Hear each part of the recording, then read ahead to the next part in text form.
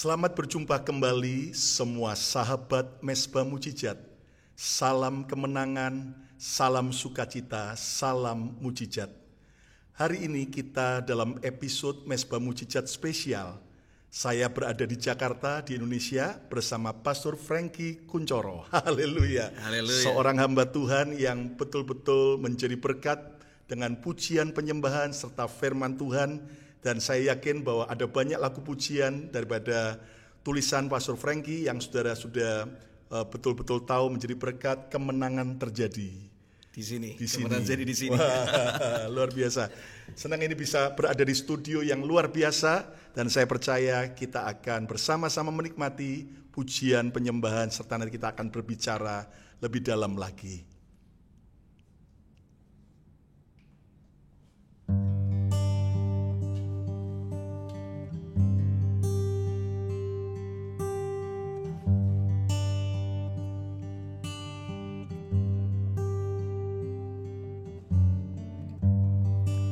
Ku menyembah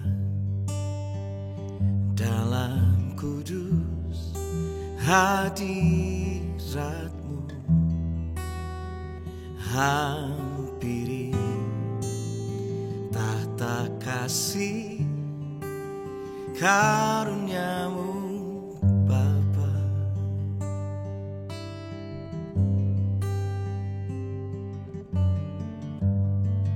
Kekuatanku hanya dalam hadirat-Mu,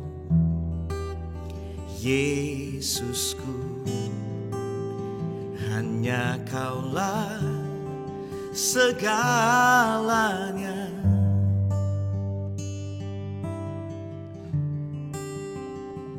Ku yakin Kau hadir di sini, ku rasakan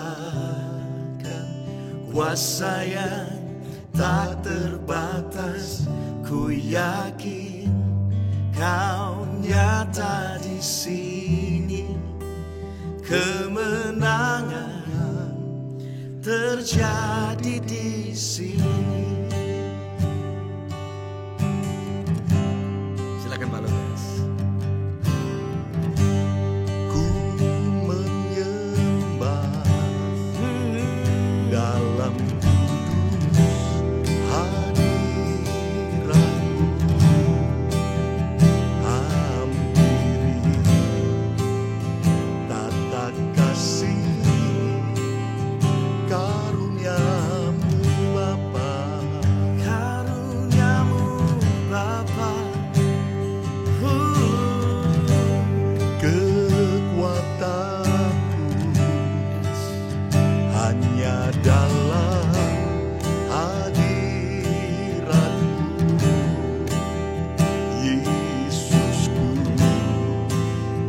Hanya Kaulah segalanya.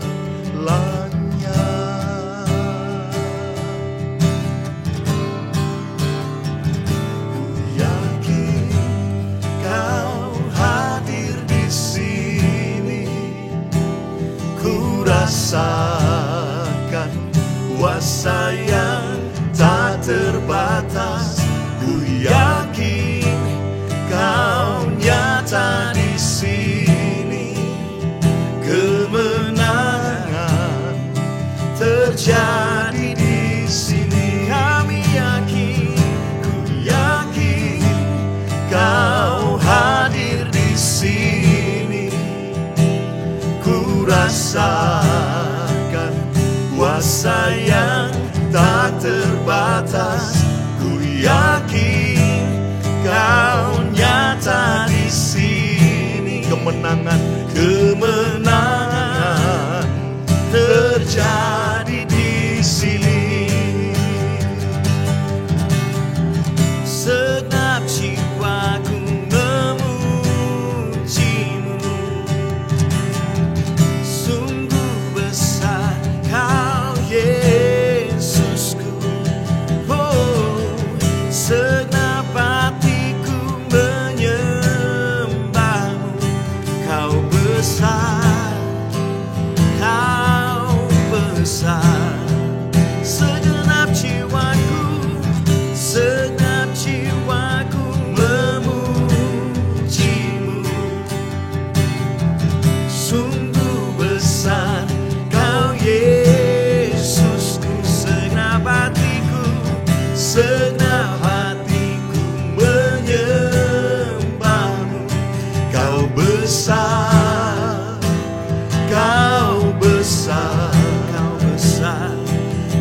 besar, Kau besar.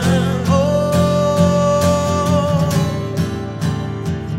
ku yakin Kau hadir di sini. Ya Tuhan, Ku rasakan kuasa yang tak terbatas. Ku yakin Kau nyata di sini. Kemenangan terjadi di sini. Ku yakin Kau hadir di sini. Oh, ku rasakan kuasa yang tak terbatas. Ku yakin Kau nyata di sini.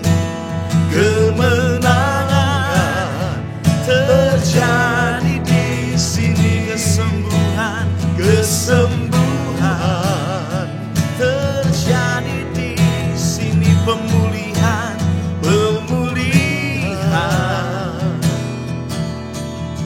terjadi di sini. Terjadi di sini.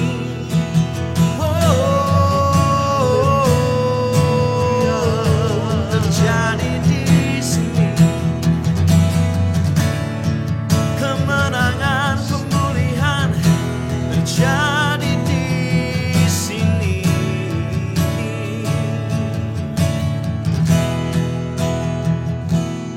Ku sembah Kau Tuhan, ku mengangkat tanganku. Selamanya Kau ajaib bagiku.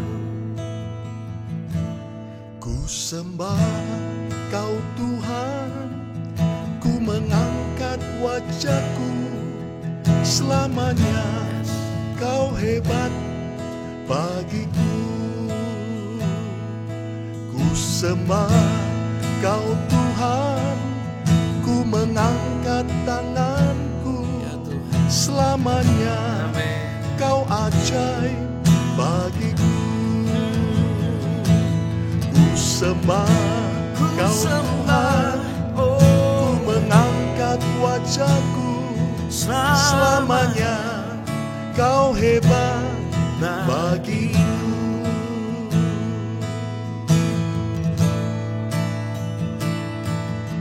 Oleh karena kemurahan Tuhan, ku ada sampai hari ini. Oleh karena kebaikan Tuhan, janji-Mu terjadi bagiku. Ku sembah Kau Tuhan, ku mengangkat tanganku. Selamanya Kau ajaib bagiku.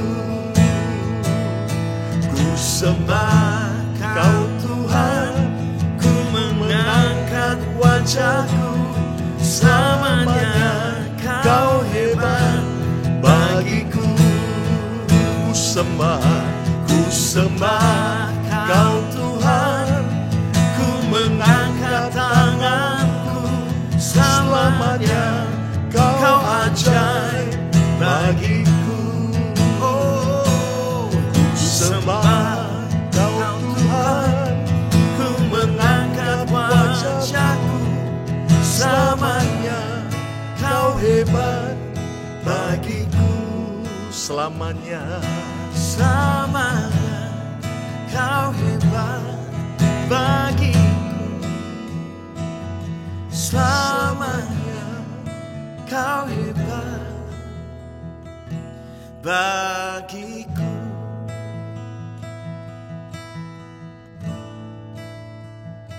Terima kasih Tuhan, kami sembah.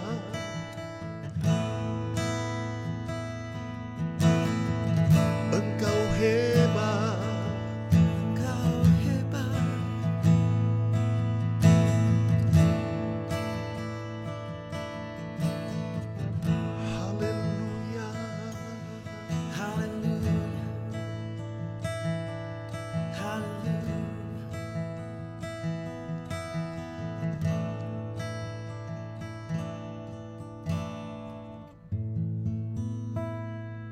Kami percaya Engkau hadir bersama kami, dan kami tahu bahwa Yesus adalah jawaban dalam hidup kami. Persoalan bisa terjadi, tetapi Yesus kami jauh lebih besar daripada masalah kami. Dan Engkau Tuhan yang sungguh melawat dan memberkati apa yang kami akan bicarakan. Dalam nama Yesus, semua kita berkata, amin. Amin. Wow, luar biasa hadirat Tuhan yang dahsyat sekali yang kita nikmati bersama-sama dengan Pastor Frankie Kuncoro. Dan saudara, kita tahu bahwa Pastor Frankie ya usianya masih muda dan beda tipis dengan saya. 17 tahun ya? 17 tahun. Saya 18 tahun. 17 tahun yang lalu tahun. Ya, saya mengenal Pastor Frankie ini, saudara, anak seorang hamba Tuhan dari Solo yang luar biasa dipakai Tuhan, Pastor Samuel Dudi ya dari GBI Keluarga Allah di Solo. Dan saya masih ingat dulu waktu kita ketemu di Solo ya kita makan sama-sama juga. Sate kambing, Pak. Sate kambing. Sate buntel di Solo. Sama ayam widuran ya. Ayam widuran udah legend itu. Ayam karismatik itu ya. Karismatik. Ya, senang sekali nih bisa ketemu kembali. Sama-sama, dan saya bersyukur dan saya takjub dengan Tuhan bagaimana Pastor Frankie akhirnya dipakai Tuhan dengan dahsyat dan ajaib. Amen. Nah, kita akan bersama-sama berbicara dalam program Mesbah Mujizat spesial ini untuk menggali lebih dalam lagi seorang yang bernama Frankie Kuncoro. Nah, Pastor Frankie sebagai anak pendeta nih, anak hamba Tuhan. Nah, hari-hari ini ada banyak ya anak-anak pendeta yang bisa sungguh-sungguh dipakai Tuhan, tapi juga ada yang benar-benar sungguh-sungguh dipakai setan. Ya, nah tentunya hari ini Pastor Frankie ada nggak langsung seperti hari ini, tapi ada proses-prosesnya. Nah, boleh nggak coba ceritakan buat kita bagaimana proses-proses awal perjuangan sampai akhirnya Tuhan bisa bawa hari ini? Ya, saya bersyukur sekali kalau satu hal yang saya paling syukuri dalam kehidupan itu memiliki seorang ayah, ya papa dan mama yang begitu cinta sama Tuhan. Karena itu benar-benar warisan yang kekal ya, nggak bisa lekang oleh apapun juga. Jadi kalau ngomongin dari kecil gitu, saya masih ingat banget. Setiap pagi gini, kadang-kadang yang orang itu nggak lihat, orang lihat ayah saya seorang figur yang ada di atas stage gitu loh. Orang kenal beliau sebagai seorang figur, tapi sebenarnya kalau saya kenalnya kan lebih dari itu. Yang saya belajar pertama itu ayah saya itu benar-benar, papa mama saya itu benar-benar orang-orang yang menghidupi apa yang dia katakan di atas mimbar. Wow. Saya saksi hidupnya. Bagaimana setiap pagi jam 5 pagi, kadang-kadang jam 4 pagi, itu suara kenceng banget sampai ke kamar saya. Karena mereka berdoa mencari wajah Tuhan setiap pagi. Dan mereka bersyafaat bagi banyak orang, dan itu mereka hidupi setiap hari. Saya ngeliat itu. Dan kedua, saya bisa ada hari ini juga karena selain tadi karena teladan mesbah ya, keintiman dengan Tuhan yang dibangun sama papa mama, juga kedua karena ngelihat bagaimana proses mereka. Wah, nggak mudah banget. Saya ngelihat pernah beberapa kali yang saya lihat itu terutama ketika papa mama itu lagi benar-benar kenal apa ya, dunia karismatik gitu. Jadi papa itu punya pengalaman rohani yang luar biasa. Salah satunya ketika dia waktu itu sakit hernia dan akhirnya sempat apa ya, bisa dikatakan udah stadium akhir gitulah, udah dokter udah nyerah gitu, dia juga udah nyerah. Tapi sampai satu titik ketika dia tidur, tiba-tiba itu dia ngerasa kayak rohnya itu dibawa naik ke surga gitu. Dan dia ngelihat betapa indahnya surga. Tapi waktunya belum selesai sampai akhirnya pulang lagi, udah balik lagi. Tapi semenjak itu memang saya ngerasa ada sesuatu yang berbeda dari hidupnya papi. Gimana dia dipakai dari dimensi kenabiannya begitu kuat. Salah satunya kalau saya ngelihat papi. Tapi nggak cuma itu, pembentukannya juga begitu dahsyat. Contohnya gimana? Contohnya ya difitnah orang. Pembentukan karakter yang bicara tentang pernah namanya harus submit sama sebuah gereja lokal sampai waktu itu puluhan jadwal papi harus di cancel karena mungkin gereja lagi bergerak ke sesuatu yang internal yang mereka lagi mau bangun. Saya tahu itu nggak mudah. Kita sebagai penginjil ya, saya pikir kalau saya di cancel puluhan jadwal tuh rasanya gimana ya? Pertama tuh ngomong sama yang undang aja udah enak banget gitu loh. Tapi itulah seorang papi yang saya kenal, orangnya benar-benar punya karakter ya, nggak istilahnya apa ya, nggak dia tahu diri, dia tahu bagaimana Tuhan membawanya dan begitu banyak nilai kehidupan yang papi ajarkan dan itulah yang membuat jadi fondasi iman saya sampai hari ini, bahkan kalau ngomong sampai dunia pelayanan. Saya benar-benar lihat dengan mata kepala sendiri, papi saya tuh hidupnya benar-benar banyak nabur juga bagi banyak orang. Saya ngelihat karena dan saya jadi saksi hidup bagaimana ketika dia taat untuk menabur dan Tuhan pun memberkati dengan berlipat kali ganda. Itu ngalamin. Dari pengalaman papi sampai akhirnya itu terbawa sekeluarga kita ngalamin masing-masing. Setelah papi ngalamin kritis itu, gantian mami. Mami ngalamin kehabisan cairan. Itu selesai KKR langsung masuk ke rumah sakit dan mami udah kritis. Udah biru semua beneran. Udah mau kehabisan cairan sampai jam 3 pagi di rumah sakit. Tiba-tiba tuh aneh, ada dokter ngetok pintu dan mau ngecek aja sebentar. Sampai akhirnya papi juga bingung itu dokter siapa. Sampai akhirnya besoknya tanya sama suster. Suster kemarin ada dokter yang ngecek jam 3 pagi. Gak ada lah, itu siapa? Dokter siapa? Singkat cerita pagi hari itu dari malamnya udah kritis. Pagi hari itu mami mengalami kesembuhan. Satu persatu. Koko juga ngalamin yang sama. Wah pokoknya diproses satu-satu. Saya kelas 3 SD ngalamin jatuh dari ketinggian 6 meter. Umur 9 tahun. Dan singkat cerita itu mujizatnya luar biasa banget. Karena itu pendarahan begitu luar biasa. Jadi jatuh dari atap rumah karena suka main layang-layang. Anak kampung banget pokoknya itu jatuh dan ketika jatuh itu mulut saya ini terbentur dari jadi di bawah atap rumah itu ada sumur tua. Itu mulut terbentur keras di situ sampai akhirnya berdarah, tangan kiri patah. Udah nggak sadar dibawa ke rumah sakit, pendarahan luar biasa. Nah ketika dibawa ke rumah sakit setengah sadar papi ngajak ini, ayo ikutan memuji dan menyembah Tuhan. Ini saya pikir kalau saya misalnya saya jadi saya sekarang, ini papanya rada gendeng ini. Anak itu keluar darah, kok diajak nyanyi gitu. Itu darah deres banget. Satu lagu yang saya nggak pernah lupa itu adalah lagu apa? Kami naikkan syukur padamu. Nah lagu itu diajak nyanyi sama papi itu. Wah nyanyinya belepotan, ini kan darah di mana-mana. Tapi yang luar biasa ketika menyembah Tuhan, dari yang awalnya darah itu begitu deras, tiba-tiba darah itu mampet. Itu mujizat pertama dan setelah itu luka 3 cm yang ada di gusi karena pendarahan itu besoknya mau dioperasi, tetapi tiba-tiba ketika udah di ruang operasi lukanya udah nggak ada. Itu mujizat kedua. Mujizat ketiga adalah ini harusnya tangan yang patah ini di gips itu harusnya 6 bulan, tapi singkat cerita papi saya ngotot, dokter saya dapatnya nggak 6 bulan, dapatnya 2 minggu anak saya udah sembuh. Akhirnya dokternya ngomong ini bapaknya memang gendeng ini bapaknya. Saya udah denger nih pak, bapak ini yang ngajak anak nyanyi waktu anaknya sakit kok diajak nyanyi pak gitu. Jadi udah terkenal di rumah sakit gitu. Tapi bener 2 minggu setelah itu ketika dibawa ke rumah sakit, bener itu sudah sembuh total. Dokter ngomong 6 bulan, 2 minggu udah sembuh. Jadi semenjak saya kecil saya ngelihat dari orang tua, ngelihat saya punya pengalaman pribadi dengan Tuhan. Itulah yang bisa dikatakan menjadi pondasi iman ya, apa yang saya alami. Jadi ternyata gak bisa dipungkiri bahwa memang peran keluarga itu begitu kuat. Tentunya kalau ngomongin dari masa muda pun dibentuk. Ya jadi semenjak hari-hari itu, nah ini ada pengalaman menarik. Saya kepengen cerita kebetulan karena Pak Lukas kenal orangnya. Iya.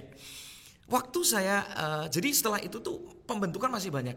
Waktu saya umur 13 tahun, ulang tahun ke-13 tahun, papi tuh ngomong kayak gini, Ki, kamu kan minta supaya bisa ke Jogja, kan tinggalnya kita di Solo, untuk kita tuh bisa pergi, pengen main ke Jogja, tapi kok papi doa rasanya dapatnya nggak gitu. Kenapa Pi?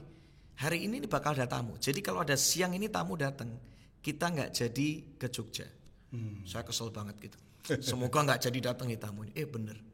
Jam 1 nggak datang, jam 2 datang. Ada 2 orang yang datang. Satu namanya Pak Samuel Elkana, itu dari Bukit Dua Getsemani Ungaran. Satu lagi Pak Yusak Cipto datang ke rumah. Itu 2 wajah yang saya nggak pernah lupa sampai hari ini, karena gara-gara mereka saya batal ke Jogja. Padahal saya tuh ke Jogja tuh satunya pengen beli sepatu gitu, karena di Solo nggak ada barangnya gitu.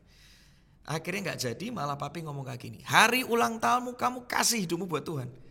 Aduh Pi, emang nggak ada yang lebih menyenangkan dari pelayanan atau apa gitu loh. Tapi ya udah, dengan namanya disuruh papi, ya udah berangkat ke gereja. Saya jadi singer pertama kali di ulang tahun yang ke-13. Singkat cerita, firman Tuhan hari itu yang disampaikan sama Pak Yusak Cipto, saya biasa panggilnya Opa Yusak, itu memberkati sekali. Dan saya ngerasakan jamahan Tuhan dengan begitu indah.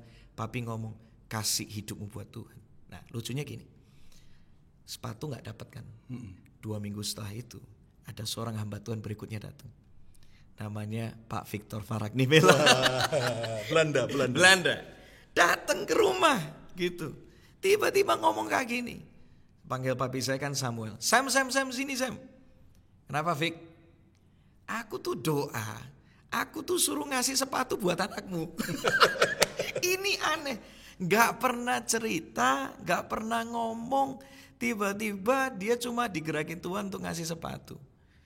Saya kaget banget dan tepat banget. Dikasih warnanya apa dan segala macam itu tepat seperti yang saya mau. Itu pengalaman kecil di waktu saya usia 13 tahun. Dan itu membekas semua. Nubuatan yang saya pernah alami dari Kak Jonathan Patiasina mendoakan saya, Ki someday kamu bakal jadi seorang pemimpin pujian diurapi Tuhan dan segala macam. Dan hari ini semuanya terbukti. Jadi keberadaan saya sampai bisa ada hari ini sebenarnya karena warisan iman. Taburan iman dari begitu banyak orang yang bisa dikatakan mereka semua ayah jasmani iya, tapi juga ayah rohani buat saya. Wow, luar biasa. Jadi yang kita bisa simpulkan belajar dari pengalaman hidup Frankie Kunchoro itu adalah bagaimana pentingnya keluarga yang cinta Tuhan, keteladanan hidup dan juga perjalanan iman dengan Tuhan. Tentunya melewati proses, lewati masa-masa sulit, bahkan difitnah, bahkan melewati sakit sampai alami mujizat yang dahsyat.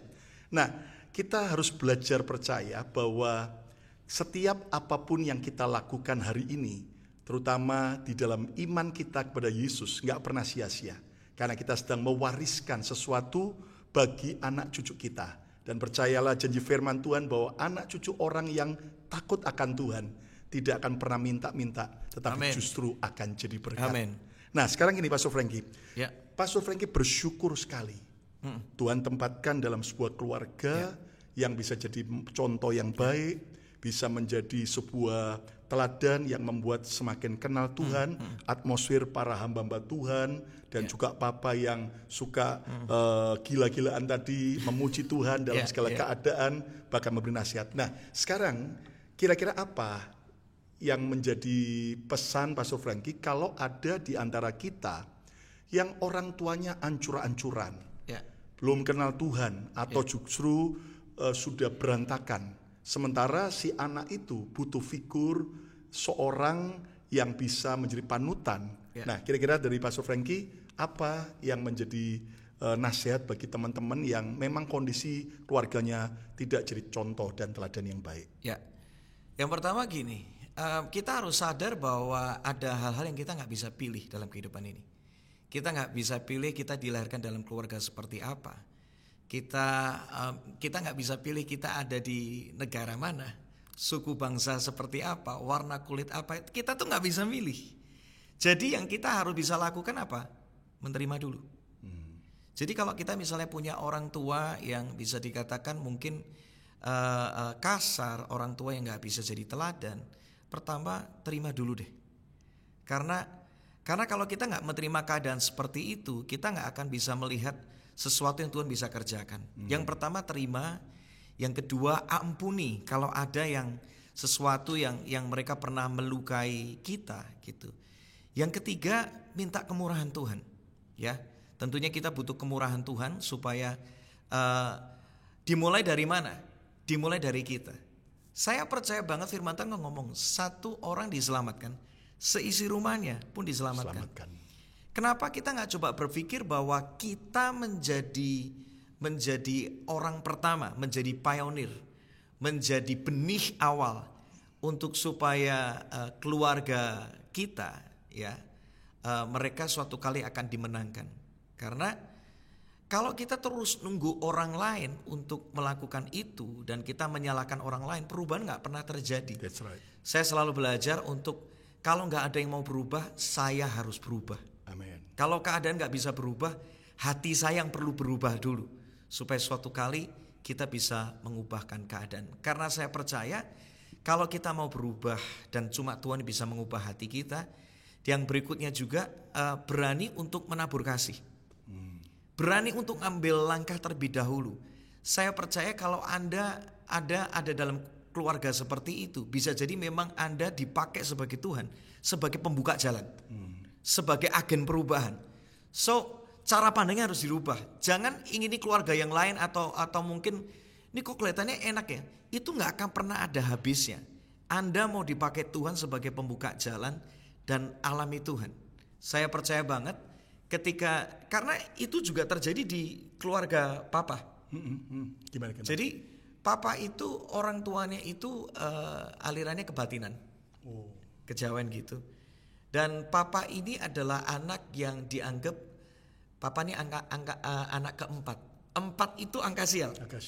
Dan kebetulan waktu papa lahir, jadi engkong itu kecelakaan. Jadi kayak dihubung-hubungkan. Teori gatuk menggatukkan. Anak sial. Dan kalau saya ngelihat namanya papi saya itu paling berbeda sama yang lain. Jadi kalau semua saudaranya papa itu selalu depannya itu namanya Hadi semua. Hadi siapa? Hadi Santoso, Hadi ini. Papi saya itu Dudi sendiri. Anak nomor 4. Jadi dianggap sebagai anak yang pembawa sial. Jadi papi saya itu benar-benar ngalamin kondisi di mana mau berkarya dikit pernah dipukul pakai gitar. Beneran, itulah keras banget. Tapi yang luar biasa, taburan kasih dari papi kepada orang tuanya, itulah yang membuat hati engkong itu berubah. Hari terakhir di mana engkong itu nggak ada, papi itu satu kali ngomong kayak gini. Kamu tahu nggak engkong itu ngomong apa sama papi? Dia tuh minta maaf sama papi. Di hari terakhir di mana engkong mau dipanggil pulang dan dia ngomong. Dia kalau panggil papi itu kan nama Chinese ya, Hao, dipanggil gitu, Hao. Dulu kamu tuh paling tak benci. Kamu tuh pembawa sial. Tetapi di hari terakhir ini sebelum aku nanti dipanggil pulang, kamu tuh anak yang aku paling sayang. Itu terjadi karena apa? Papi berani menabur kasih. Jadi dan itu yang papi sadarkan saya bahwa kalau nggak ada orang yang mau berubah, kita deh yang harus berani untuk ngambil langkah perubahan. Kalau itu seperti Yesus kan, sementara nggak ada yang bisa melakukan, Yesus udah turun dari surga demi kita semua. Gitu. Jadi memang kalau kondisi kayak gitu, ya udah kita yang kenal Tuhan terlebih dahulu. Kita ngomong kayak gini, kita bisa mengasihi kalau Tuhan lebih dulu mengasihi kita. Amin. Karena itu kalau Tuhan sudah mengasihi kita, ayo kita mengasihi dan percaya taburan kasih itu nggak pernah kembali sia-sia. Amin. Wah, luar biasa. Jadi ternyata bagi setiap kita yang mungkin orang tua kita belum kenal Tuhan atau bahkan pernikahan orang tua kita berantakan, bahkan mungkin mereka adalah hamba Tuhan yang tidak jadi contoh atau role model yang bagus. Ternyata kita tidak pernah boleh putus asa. Jangan menyalahkan keadaan, karena ternyata apa yang dialami oleh Pastor Frankie Kuncoro hari ini tidak lepas dari apa yang dilakukan oleh ayah beliau, yaitu Pastor Samuel Dudi, di mana Pastor Samuel Dudi adalah orang pertama, generasi pertama pembuka jalan, orang yang kenal Yesus, cinta Tuhan, sampai akhirnya kakek sebelum dipanggil Tuhan mengakui bahwa betul-betul ada Tuhan dalam hidup Pastor Samuel Dudi. Jadi kita lihat tadi, kita harus belajar untuk menerima keadaan dan juga mengampuni, jangan kepahitan, jangan terus sibuk menyalahkan atau bermental korban. Bahkan juga kita perlu anugerah Tuhan dan juga kita mau jadi pembuka jalan dan menabur kasih. Luar biasa, luar biasa. Nah, sekarang Pastor Frankie. Ya. Tentunya Frankie Kunchoro setelah tahu bagaimana Tuhan mulai bawa, terima nubuatan dan sebagainya, tentu tidak semudah seperti hari Betul ini. banget. Ya kan? Nah, ini kita mau lebih dalam lagi. Prosesnya bagaimana? Dari akhirnya keluar dari Solo, terus dulu ke Surabaya dulu ya? Ke Surabaya sampai dulu. Tuhan bawa ke Jakarta, Ya. Gimana kira-kira? Jadi itu saya mulai umur 13 tahun tuh memang sudah menulis lagu. Tapi itu sekali tulis, habis itu nggak pernah bikin lagi. Nah ketika kuliah di Surabaya, baru akhirnya itu mulai nulis lagu lagi. Tapi waktu itu nggak gampang karena sebenarnya saya tuh nggak bisa solmisasi, Pak. Saya tuh lemah banget kalau ngomong, ini nada di mana? Do-nya mana? Bener-bener modal modal bisa main gitar, tapi ya kunci pas-pasan gitu. Dari situ dan saya nggak punya alat perekam. Jadi waktu itu ketika bikin lagu tuh bener-bener modalnya cuma kertas, gitar, sama pulpen. Itu sampai diketawain teman-teman waktu kuliah. Karena bener-bener zaman itu tuh kan anak-anak nggak punya handphone, nggak punya alat perekam. Sekali bikin lagu, nggak bisa bikin lagu berikutnya karena apa? Karena takut lupa lagu yang udah ditulis. Jadi saya kalau mau bikin lagu berikutnya saya stop. Saya harus apa bener-bener sampai akhirnya baru berani bikin lagu baru. Udah kan? Jadi waktu itu memang produktif tapi ya nggak terlalu karena memang nggak punya alat perekam. Nah itu 98. Tahun 2000 ulang tahun tiba-tiba tuh ada yang ngasih kado. Yang ngasih kado ini namanya Alfi Rajakuku. Wah. Saya kaget banget ketika dibuka ternyata kadonya itu adalah Walkman. Senengnya minta ampun. Walaupun waktu itu Walkman yang paling keren tuh mereknya kan Sony. Saya dikasih itu mereknya Sanyo, Pak. Merek pompa air. Waktu itu kan Sanyo itu kan image-nya pompa air. Tapi seneng banget. Gara-gara itu saya bisa rekam banyak lagu. Nah era 2000-an saya tulis begitu banyak lagu. Sampai akhirnya ketemulah sama Sydney Mohede. Sydney ngomong gini, Ki lagu lu kan udah banyak. Lagu udah banyak tuh harus segera direkam. Kalau enggak lagumu semuanya bisa membusuk. Enggak ada orang yang mau pakai loh. Wah itu kata-kata itu mengintimidasi banget. Saya lagi semangat-semangatnya bikin lagu. Dikatain sama Kak Sydney waktu itu, lagu kamu bisa membusuk. Saya waktu itu enggak ada jalur mau rekaman mau gimana. Enggak tahu harus kemana. Tapi saya mikir kayak gini, saya enggak mau hidup saya dikuasai sama perkataan manusia. Hari itu saya bangkit lagi, tulis lagu lagi dan tulis lagu lagi. 2005 baru akhirnya bisa dikontrak sama Maranatha bikin album band pertama. Nah ketika bikin album band pertama tuh juga ngalamin hal yang gak mudah. 2006 ketika promosi album waktu itu keliling ke beberapa gereja gitu kan. Dipanggil sama seorang WL. Wah ini WL terkenal nih Pak ceritanya. Frankie sini. Saya tuh sudah denger album kamu. Oh iya Kak gimana Kak? Harapannya kan kita nih dikasih semangat gitu. Dia ngomong gak gini. Saya sudah dengar album kamu. Oh gimana Kak gimana? Suara kamu tuh jelek ya. Itu waduh itu rasanya itu sudah tinggal beberapa menit lagi saya bakal promosikan albumnya. Itu kayak dan itu kejadian berulang-ulang kali tapi ya udah itu masukan buat saya. Saya pernah ngalamin itu tetapi di tengah kondisi yang gak mudah saya tetap lanjut lagi. Ada lagi pengalaman yang gak mudah. Saya tuh bersyukur pembentukan saya tuh selalu direndahkan terus gitu. Tapi memang firman Tuhan benar ya Pak yang ngomong. Siapa yang mau direndahkan Tuhan mau tinggikan. Amen. Gitu. Nah jadi waktu itu saya pernah juga karena awal-awal gitu kan dapat link dari teman papa gitu untuk bisa ngisi di salah satu gereja yang bisa dikatakan gereja besar lah di kota Jakarta. Saya telepon ke orangnya, koordinator ibadahnya. Pak, saya tuh dikasih kesempatan bisa ngisi nih Pak. Oh gitu ya. Dari bapak ini. Iya saya udah ditelepon. Jadi saya nanti bisa ngisi di ibadah itu tuh di urutan randonnya yang mana Pak? Biasanya kalau ngisi gitu kan kalau tamu gitu kan paling enggak minimal itu di persembahan ya Pak ya. Ya. Kalau enggak sebelum firman ya. Saya kaget banget Pak. Bapak bisa ngisi sama tim itu milih gini Pak. Antara waktu jemaat datang atau waktu jemaat pulang.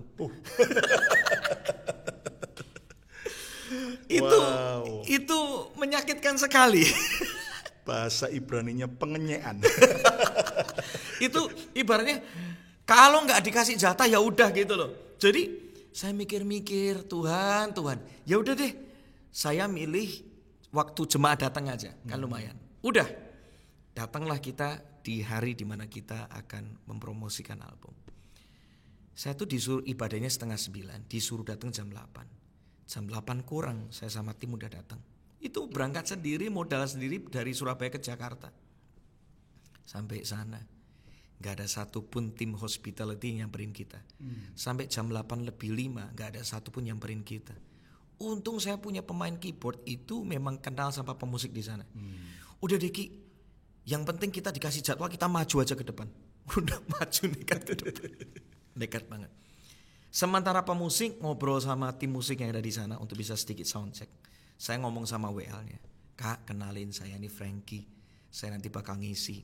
Karena saya tamu, saya mau tanya, saya bakal dikenalin gak? Ya Kak, nanti waktu nyanyi di opening nanti. Jawabannya, aduh Pak Lukas, kalau saya ingat hari ini benar-benar luar biasa. Jawabannya gini, kamu nanti naik aja langsung, gak usah dikenalin, kenalin aja diri sendiri. Toh kamu mau nyanyi lagu keroncong, mau nyanyi lagu dangdut juga terserah kamu. Saya mikir, inikah kota Jakarta yang luar biasa sekali. Itu kesel banget loh Pak, beneran. Sudah dikasih waktu jemaat pulang atau jemaat datang, waktu di sana perlakuannya luar biasa. Dan ini WL-nya WL ngetop loh Pak. Saya kaget beneran hari itu. Tapi saya belajar untuk tetap rendah hati. Udah, saya akhirnya nyanyi, udah kenalin diri sendiri. Selesai dari ngisi 2 lagu, saya langsung ngomong sama teman-teman, udah nggak usah jualan CD, pulang aja. Gereja kayak gini percuma kita terusin. Udah akhirnya pulang. Tapi pembentukan itu nggak berhenti di situ. Saya pernah, terakhir saya mau cerita, sebenarnya masih banyak yang lain nih kalau ngomong pembentukan. Saya tuh pernah waktu itu pelayanan misi ya di Myanmar. Itu saya diomongin, saya ke sana disuruh support main drum. Udah berangkat sendiri, pakai budget sendiri. Sampai sana saya disuruh main drum. Saya nggak apa-apa gitu. Saya udah lama tuh nggak main drum Pak. Udah 8 tahun nggak main drum. Tapi saya disuruh main drum lagi, saya ngikut, saya nurut. Ya udah, karena kebutuhannya itu. Nah siangnya itu tiba-tiba dia ngomongin, Ki ini ternyata openingnya ini kamu bisa ikutan nyanyi. Ya udah, saya soundcheck kan, ikutan nyanyi. Nggak jadi main drum. Udah, waktu sorenya yang mau nyanyi opening silakan naik. Lah saya tuh paling belakang. Semua sudah naik, saya tuh paling terakhir. Sudah selangkah lagi mau naik ke mimbar. Tiba-tiba stage manajernya stop saya. Saya kaget, tuh kok di stop? Terus dia ngomong gak gini, Frankie, nama kamu gak ada di list. Jadi kita gak bisa naikkan kamu. Dan by the way kita gak ada mikrofon buat kamu. Saya jengkel banget. Loh, tadi siang kan saya bisa soundcheck dan kamu gak apa-apa saya soundcheck. Sekarang ngomong gak ada mikrofonnya dan segala macam. Sorry banget, kamu harus turun sekarang. Itu malunya minta ampun Pak.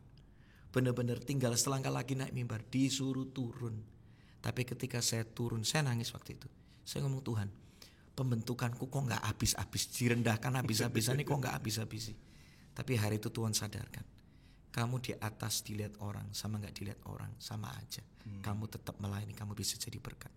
Sekarang kamu layani anak-anak Myanmar, doakan mereka. Saya nangis. Ampuni aku, selama ini Tuhan aku selalu cari spotlight. Hari ini aku mau belajar untuk melayani, walaupun manusia nggak lihat, manusia nggak apa istilahnya nggak memuji atau apa. Udah, saya doakan, saya nangis, Tuhan jamah anak-anak Myanmar. Semenjak hari itu saya belajar tentang arti melayani.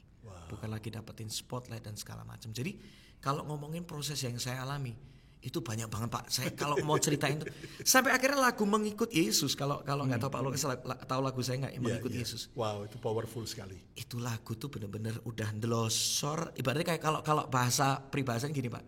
Sudah jatuh ditimpa tangga, digigit anjing, anjingnya rabies. Nah itu habis itu Pak. Makanya akhirnya lagu Mengikut Yesus itu keluar karena saya harus melepaskan hak untuk diakui, hak untuk dipuji, hak untuk dikasih kepercayaan benar-benar ada di titik nol dalam kehidupan saya. Dan akhirnya keluarlah lagu-lagu yang dalam pembentukan saya. Dan puji Tuhan, lagu itu ternyata hari-hari ini jadi berkat bagi banyak orang. Gitu. Itu lagi favorit di tempat kami. Puji Tuhan. Jadi berkat ya. Ya, jadi kita belajar bahwa apapun pembentukan yang sedang kita lewati, saat-saat kita dikecewakan, orang-orang yang harusnya menjadi contoh teladan yang baik, tapi Pastor Frankie bisa menghadapinya bukan dengan pahit, bukan dengan berontak, tetapi justru dia mempersembahkan hidupnya membangun mezbah bagi Tuhan. Nah, seringkali ada banyak orang sibuk mengejar panggung, membangun panggung, mencari panggung, sementara ketika Tuhan izinkan kita lewati proses demi proses, itulah proses untuk membangun mezbah bagi Tuhan. Sebuah korban, bahkan korban perasaan, korban waktu, tenaga, uang dan sebagainya. Tetapi percayalah bahwa di balik mezbah, ketika Tuhan berkenan dan api kemuliaan Tuhan nyata, maka Tuhan bisa bawa dan angkat kita luar biasa. Sehingga hari ini justru lewati masa permukaan, akhirnya Tuhan angkat dan tinggikan luar biasa. Seperti Yusuf, dari dibenci, dibuang, ditolak, akhirnya dicintai, bahkan dihormati. Dan sampai kakak-kakak Yusuf itu sangat menghormati Yusuf. Kenapa? Karena Yusuf berespon benar saat melewati setiap pembentukan. Jadi hari ini pilihan di tangan kita. Apakah saudara mau lulus atau saudara berontak dari setiap proses? Tentunya setiap kita tahu bahwa proses memang menyakitkan. Proses memang tidak jelas sampai kapan. Proses memang sesuatu yang benar-benar terasa gelap. Tetapi percayalah di balik proses, maka kemuliaan, peninggian, promosi dari Tuhan itu nyata luar biasa buat kita. Kita percaya bahwa kita sangat diberkati oleh apa yang disampaikan oleh Pastor Frankie Kuncoro. Itu sebabnya kuatkan hati saudara, apapun kondisi saudara hari ini, bahkan di titik terendah sekalipun. Kalau Tuhan bisa angkat Pastor Frankie, Tuhan yang sama bisa angkat saudara dan saya. Dan kalau kita sudah di atas, itu tadi paling penting ya, tetap kita lepaskan hak kita. Kita tahu, kita sadar semua hanya dari Tuhan, oleh Tuhan, dan bagi kemuliaan Tuhan saja. Jangan pernah kita marah dengan Tuhan atau melupakan Tuhan. Ingat, kerendahan hati akan membawa kita naik ke atas. Semakin rendah hati, semakin cepat Tuhan mengangkat kita. Sementara kesombongan telah mengubah malaikat menjadi setan. Sebaliknya, kerendahan hati akan mengubah manusia biasa. Diubah Tuhan, diangkat seperti malaikat yang luar biasa. Nah, sebelum kita berdoa, dalam doa penutup, kita rindu Pastor Frankie naikkan pujian tadi. Itu lagu benar-benar menyentuh kita. Lagu mengikut Yesus, keputusanku. Ya, itulah yang ku rindu. Dan setelah itu nanti kita akan berdoa bersama-sama.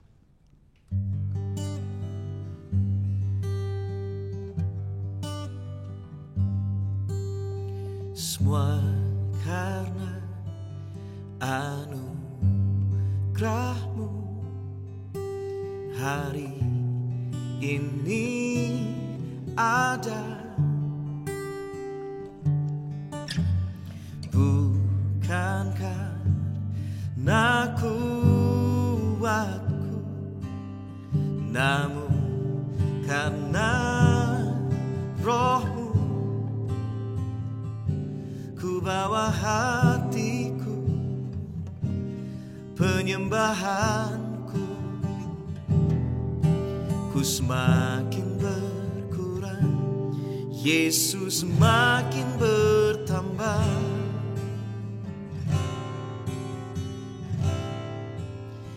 Mengikut Yesus, itulah kesukaan hatiku. Ku lepas semua hakku untuk mengenal kehendaknya di hidupku.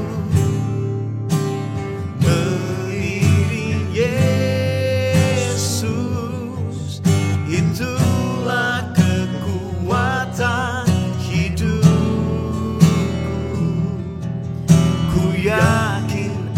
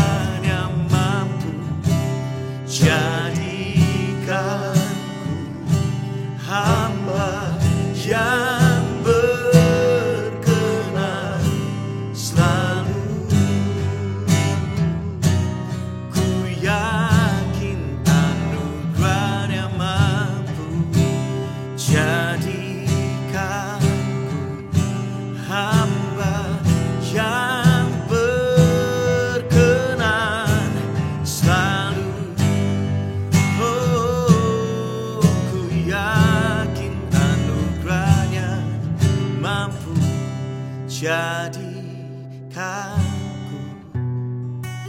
hamba yang berkenan selalu. Terima kasih. Haleluya.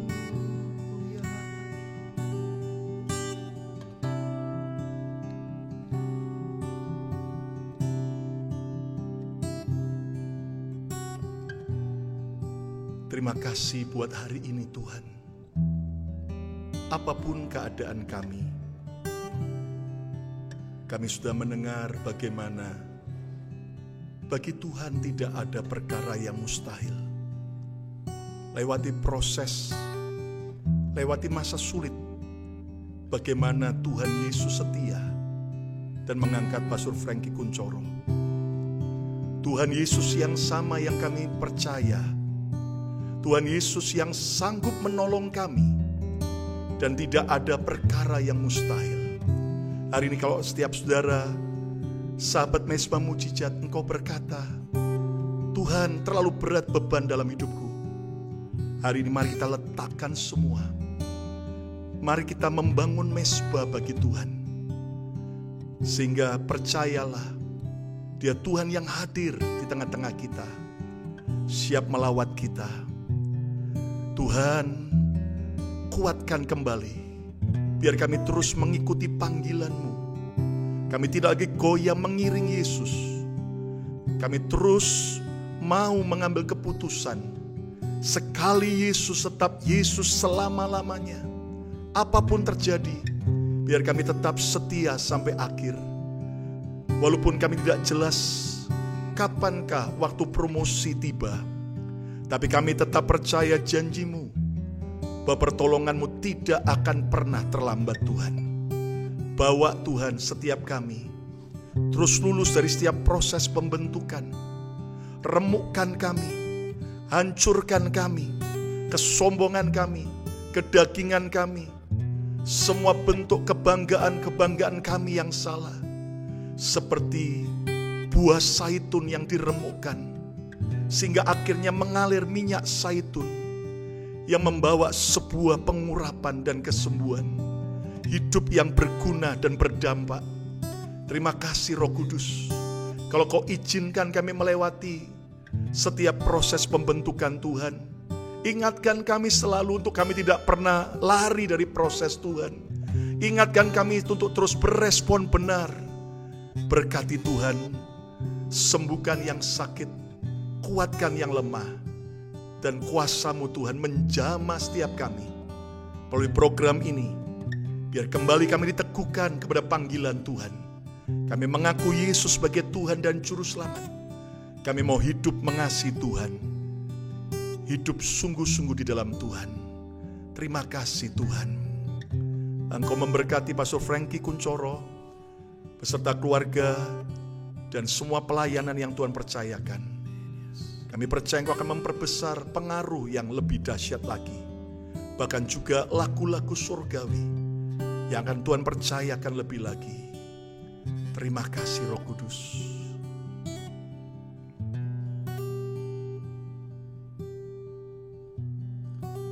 Mengikut Yesus, itulah kesukaan hatiku. Ku lepas semua hakku untuk mengenal kehendaknya di hidupku. Mengiring Yesus, itulah kekuatan hidupku. Ku yakin anugerahnya mampu jadikanku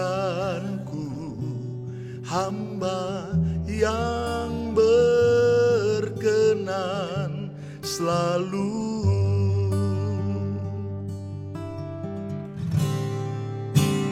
Mengikut Yesus,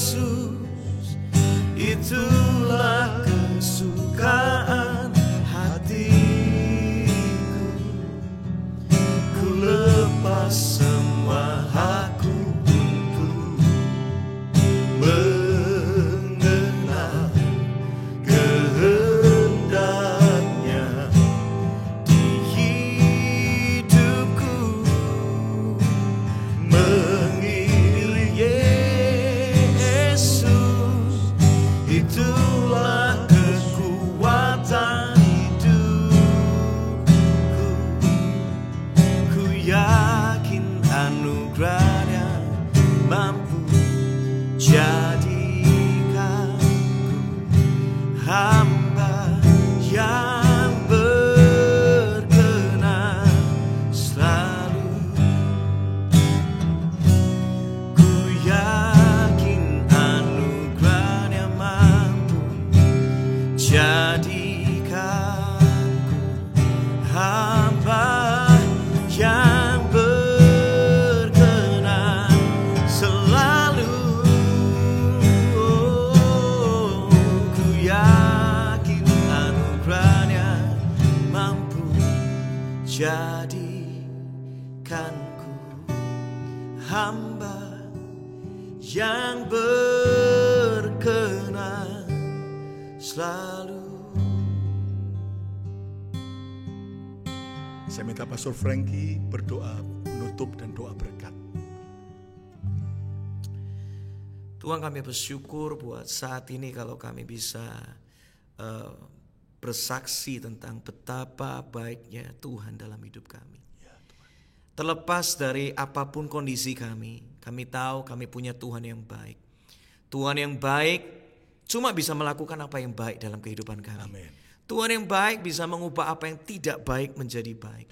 Tuhan yang baik kalau bekerja dalam kehidupan kami selalu ujungnya pasti jadinya baik.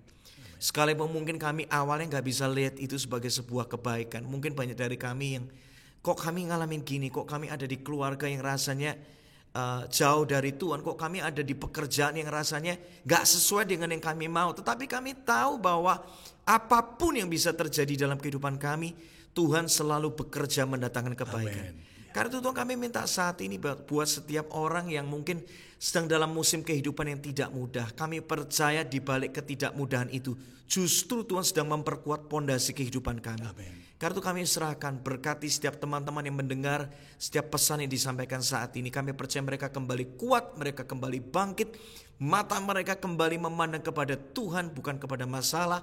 Mata mereka kembali kepada melihat bahwa Tuhan sanggup mengubah kutuk menjadi berkat. Tuhan sanggup mengubah apa yang biasa menjadi luar biasa. Amen. Tuhan sanggup membuat setiap masalah yang kami alami justru disitulah tempat di mana kemuliaan Tuhan akan dinyatakan. Amen. Terima kasih Bapak. Jamah setiap hati, biar setiap kesaksian, pernyataan firman Tuhan yang disampaikan bisa menguatkan, memberkati setiap kami.